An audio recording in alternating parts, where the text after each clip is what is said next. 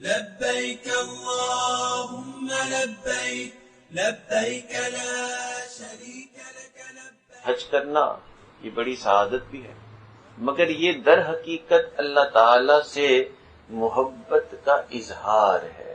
انسان جب حج کرتا ہے تو حج کے اندر وہ اپنی تمام زیب و زینت کو چھوڑ دیتا ہے. اللہ تعالیٰ فرماتے ہیں کہ دنیا میں تم اچھے اچھے مہنگے مہنگے کپڑے پہنتے ہو، مگر جب میرے گھر آؤ گے تو 2 چادروں میں آؤ، سب کی ایک جیسی چادریں ہوں. اور جب میرے گھر آؤ گے تو کوئی زیب و زینت نہیں، نہ تم نے خوشبو لگانی ہے کوئی اور ایسی چیز کرنی ہے، نہ تم نے اپنے توجہ کا رخ کہیں ادھر ادھر کرنا ہے سوائے میری طرف.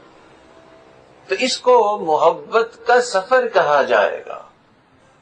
اور پھر مومن سے کہہ دیا کہ تم جس طرح دیوانہ وار کوئی عاشق ہوتا ہے نا، پتہ نہیں آپ نے دیکھے ہوں کہ نہ دیکھے ہوں، مگر کئی مرتبہ جب کوئی عاشق بڑا دیوانہ ہو جاتا ہے وہ زور زور سے نعرہ مارتا ہے اپنے محبوب کے لیے.